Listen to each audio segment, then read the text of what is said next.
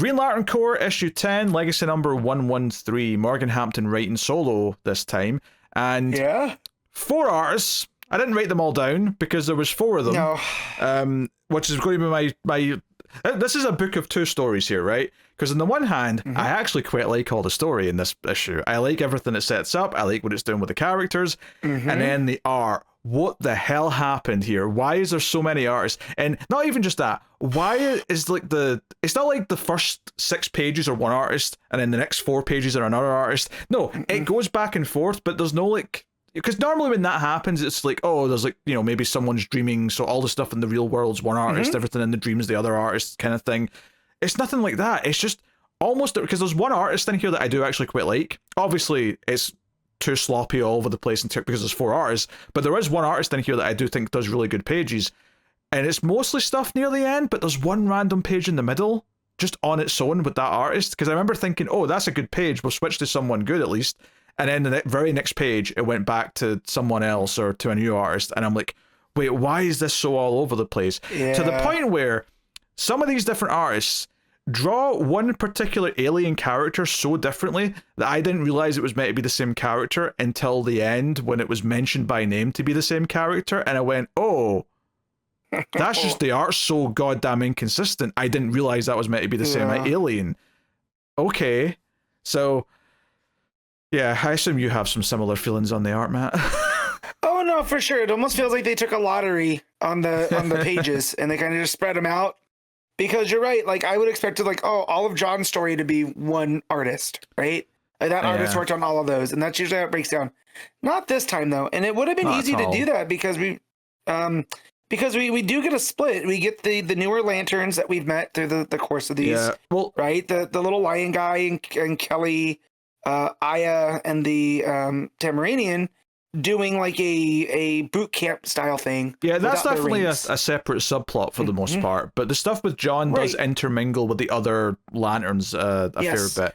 But the thing is, though, it's not we just only have 2 artists. Though we have like 4 artists, so it's kind of strange. Just to read them out here, we have Ig Guara. Yeah, I would say IG Guara. We got Fernando Pasarin, we got Will Conrad, and Eau Claire Albert. Yeah, Pasarin's probably the pages that I like, if I was to guess. But like, actually, that first page I think is the artist I like because that looks pretty solid, and you know, I like the inks, I like the facial expressions. This is John and his kind of wife character traveling towards Oa. I think that looks great. And then you go to, like, maybe not the next page because the next page has not got any people on it, but the page with Kilowog, like 2 pages later, with the kids, is so, like, cartoony and everything's so angular. It's, like, completely different stylistically to that first page. It's, like, the art is all over the place in this issue. All over the place. But to move on from that, though, so we have 2 plots going here, which is John coming back to Oa. You know, this is the John that split from, like, well, so they split in 2, and this is the one that meant to live the married life and all that, and live a peaceful life. And he's been called in by the ring with his mum's like essence in it. Shirley. Yeah. I'm kind of upset that the John that we got to know and love is gone. And now we have this guy who is still John Stewart, but he's not our John Stewart. You know what I mean? Like, which again, storytelling, all that type of stuff. So he's coming in. It's not a real issue. We have the young characters or the noobs being trained by Kilowog, which is, you know, as you said, Kelly, Aya, is it Bamf? Is the Narf? That's the one. Narf. Something like that. Let me find his name. And then it is Narf. There you go. And then the Tamaranian are being trained by Kilowog. And I kind of like that, we've established all these noobs that can get this type of story. It's kind of cool seeing them all together. And Kilowog takes the rings from them and says, you have to do this test without your rings. And they're like, what? No! And then we see there's a meeting in the Great Hall where Jess is losing her shit because the representatives of each corps are all like fighting about various like squabbles and issues that don't matter very much. And that's when Helly, who of course is John's construct sister, who's a Blue Lantern now, realizes that John's here and flies off to go and greet him. So we get that kind of big moment here. So John's like, I'm not getting involved, I'm not going to be in the Corps, and they try to convince him, but then they get a distress call because something's going on, And it turns out to be Fatality, who is from the planet that he destroyed back in the day. So he's got personal guilt, and she's also kind of his ex. I've not read any of these stories that do all this stuff, but I'll take your word for it. I appreciate it though, because it makes me curious. It makes me want to go back and read whatever era that all this stuff happened in. That is the one thing I know about Fatality, is her and John used to be a thing, and then she, once they broke it off, she went back to hunting Green Lanterns, and that was her whole gimmick. She was like a bounty hunter. Were they a thing after he destroyed her planet or before? It might have been before, because I want to say that was the Zhanshi stuff. I think happened in the late 80s, so that might have been the first time I remember seeing Fatality. It was showing up in the Kyle Rayner type stuff too. So so she's already been around for a while by that point, then presumably. Yeah. All right, cool. So they go down to deal with that. She's one of the people that have escaped from the science cells. We see more of the kids getting trained. And I guess, I know they're not all kid age, but I'm just going to call them the kids for lack of a better group name. And you've got Fatality causing a ruckus out there. So there's a moment here where during all this kerfuffle, Lantern Glynn is this sort of pink alien with 4 eyeballs, right? At least on this page. And one of the civilians here that got hit with the chaos was this watery creature who's turned into a water baby after being splashed. And Glynn's told to take it to the infirmary.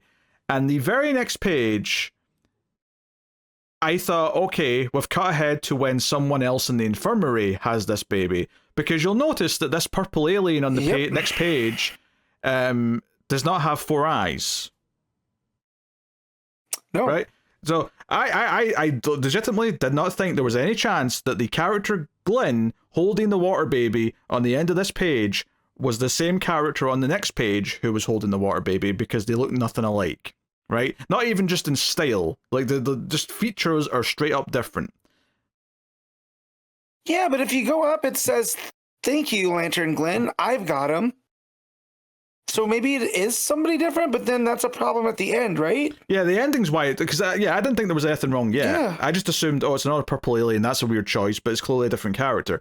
Because at the end of the book, right, after everything else goes down, the cliffhanger, which is basically after John talks down Fatality, and basically says, hey, there's actually kind of a version of your world that still exists. You don't have to be hunting Green Lanterns. How about you go make amends with the families of the Green Lanterns you've killed, and I'll take you to this other world that's that's been pulled out of hyper time, right? And it's basically Zhanshi, and she kind of agrees to it, right? It's the whole thing. I also love this fight and debate taking place, because it's on this island that they've given Larfleeze on Oa, and Larfleeze is just like popping up in the corner saying, "Get off my land," which I thought was funny. So he puts her on a ship with Lantern Glynn, right? So Glynn's got the 4 eyes, and it looks like the same dude again here from earlier, right? Yes. But when they get on the ship, though, and she turns around and looks at Glynn, and she says his name out loud, and to be fair, he's been kind of like, he's deformed because of whatever's happened to him here, because that water baby seemingly went into him. But that's the thing. The character we saw the water baby go into was that second alien that wasn't Glynn. Right. And then, the reveal is that, this water baby's actually someone called Enquar, and he says the Green Lanterns destroyed his world too. They should get revenge. So I like what they've done here. I like this idea that Fatality was on board with turning over a new leaf, getting to go to this new home, but then this other villain who lost their world and blames the Green Lanterns for it is like, hey, I'm going to pull you into my scheme. And it puts her in a difficult position of do I go along with this, or am I just kind of pretending because this guy's going to try and kill me if I don't, kind of thing. I like what this sets up. I like the idea of this other John Stewart being reluctant to be in the core, but he's kind of been pulled into it because he can't help but get involved when he sees people need him. That's cool. I love the subplot of the kids training and them try to win the unwinnable test, and obviously it fails, but they looked out for each other, so they're learning things. I like all the things this is doing. I love that it's keeping the supporting cast going, right? I love that we've got this little team of young characters now, and I like this thing that it sets up at the end. But goddamn, was I confused by the art, and because this corpse that's Glynn, that she calls Glynn at the end, that the water baby came out, looks like the alien from the page after Glynn, but this has to be the same alien as the one that the water baby went into, because that makes sense, right? The water baby absorbed into him, and then it's left his body on this ship, and now he looks like a mummy or something. But he still only has the 2 eyes, or the 2 eye holes in this case, more accurately. So, yeah, the only way I can read that previous page where he said, thank you, Lantern Glenn, is I have to assume that he was being sarcastic and speaking in the third person, as if he's annoyed that he was told to go do this. That's the only way I can read that page now. No, for sure. And the water guy looks completely different too, right? Like by the time he's absorbed Lantern Glenn's stuff, he's a lot bigger too. Oh yeah, I mean, we've seen him go from like human size to baby size to this size. I have to assume that he just changes. That's part of his gimmick. That's fine. Yeah. But I'm just wondering if there was a miscommunication between the artists here. Yeah, because the design of Glenn is so different depending on what page you're on. Yeah. Yep. So, but I really liked the stuff that I really liked in this one was the Rookie Lantern stuff and them coming together to do this obstacle course without their rings, and it's Kelly that ends up using her brain, being like, "Hey, I has pure willpower, so why don't we just use her like as we would a ring, right?" And then that's where Kilowog gets it. It's like, "Hey, this is supposed to be unwinnable," and she's like, "Yeah, but nothing's unwinnable," and he's like, "That's leadership."